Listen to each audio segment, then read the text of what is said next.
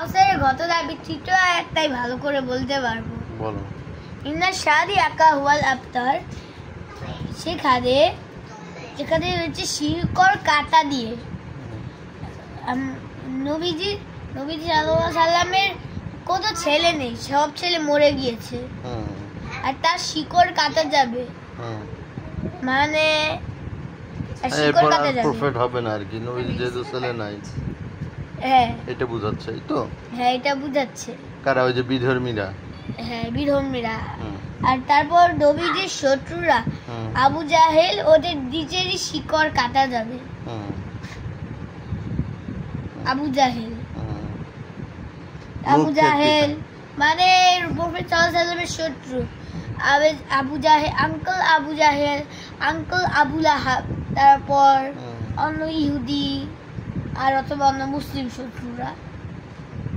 মুসলিম শত্রু নাই না, মানে মুসলিম শত্রু না, মানে যে বাংলা, মানে পুরো বাংলাদেশি, মানে পুরো বাংলাদেশি কিছু কিছু শত্রু আছে তো অন্য দেশেরই, মানে নিজের আপনজন, মানে শত্রু। যেমন বাংলাদেশ মানে বঙ্গবন্ধুর শত্রু ছিল, তেমন নিজের লোকরাই আর কি শত্রু, নিজের লোকরাই শত্রু।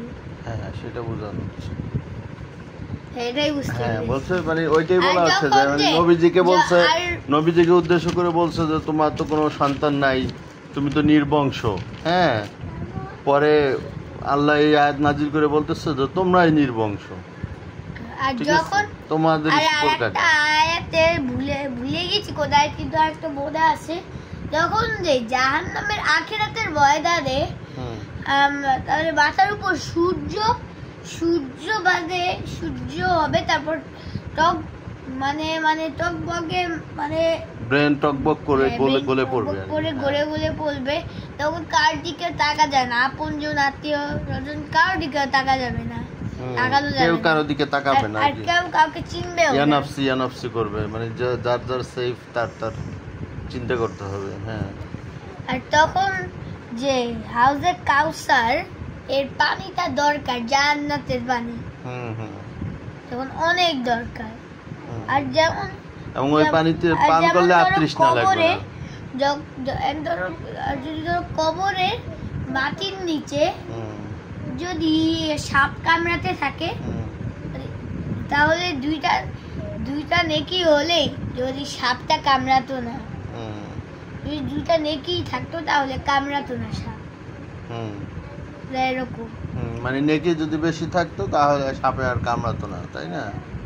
এজন্য সে নেকির জন্য মানে যদি দুনিয়ায় সাফল্য হয় আল্লাহকে ছাড়া, তাহলে তো আখিরাতে সাফল্য হবে না। আর যদি দুনিয়াও না সাফল্য হয় কিন্তু আখিরাতে সাফল্য হয় তাহলেও হয়। আর যদি দুনিয়া সাফল্য হয় তাও আখিরাতেও যদি সাফল্য হয় তাহলে বেস্ট হয়। সেটাই, দুনিয়াতেও সফল কাম হবে এবং আখিরাতেও সফল কাম হবে, যারা আল্লাহকে মানবে, ভালো কাজ করবে, আর দুনিয়াতেও যারা ভালো করবে। সেটাই। আসসালামু আলাইকুম।